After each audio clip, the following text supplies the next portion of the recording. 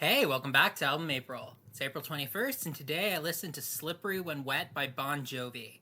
This is the big Bon Jovi album, featuring three of their most famous songs: Wanted Dead or Alive, You Give Love a Bad Name, and Living on a Prayer. The latter two being #1 hits in America.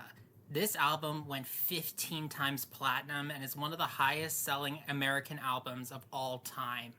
Going into this, I was kind of expecting this just to be a regular album that had a couple really good songs on it, but once again, we're batting 3 for 3. I was pleasantly surprised. I thought this album was great. I liked all these songs, but fittingly enough, the two best songs on Slippery When Wet were its two biggest hits: You Give Love a Bad Name and Living on a Prayer. You Give Love a Bad Name is probably the most hard rock / metal adjacent song on the album, and it was wonderfully put together. And this is something I noticed throughout the entire album. I'm pretty sure every single one of these songs has at least one guitar solo, and there's this distortion added to it that gives it kind of a stank. It's very distinctive, it's very Bon Jovi.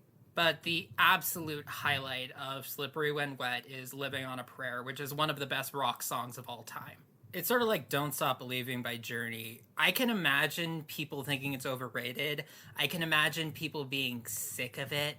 But if you don't like Living on a Prayer, I just don't know what to say to you. I'm sorry. It's one of those songs that just got everything right. I also should talk about Wanted Dead or Alive, the third hit single from this album. I feel like that song has become kind of a guilty pleasure for me because it does kick ass, but it is just so silly. It is so egotistical. It feels like a fanfic that John Bon Jovi wrote about himself. But enough about the songs that everybody already knows. There were a few other really good songs on Slippery When Wet. The album opened with the song Let It Rock, which I thought was a lot of fun. There was also the fourth single from this album, the one that wasn't a hit, Never Say Goodbye. I thought it was good, it was emotional, it was a hair metal ballad. But it also just felt like an incredibly generic sounding song.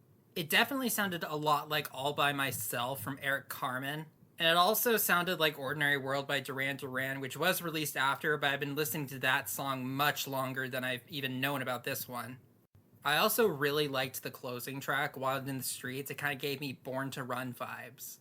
This album kind of reminded me of Appetite for Destruction by Guns N' Roses, sort of giving you a snapshot into the life of a rock star.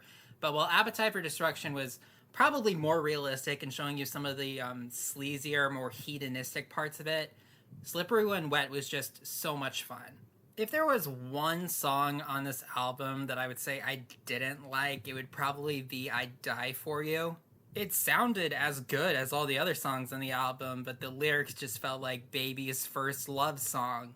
If your lyrics remind me of Everything I Do It For You by Bryan Adams, it's gonna be really difficult for me to take you seriously. I don't really get why they had this and Never Say Goodbye on the same album, because the latter is like a strictly upgraded version. But despite having one song I didn't love on it, Slippery When Wet was just so much fun. It is so 80s, it is so hair metal, it is so Bon Jovi. I can completely understand why it sold so well. Alright, thank you for listening. I'll see you tomorrow.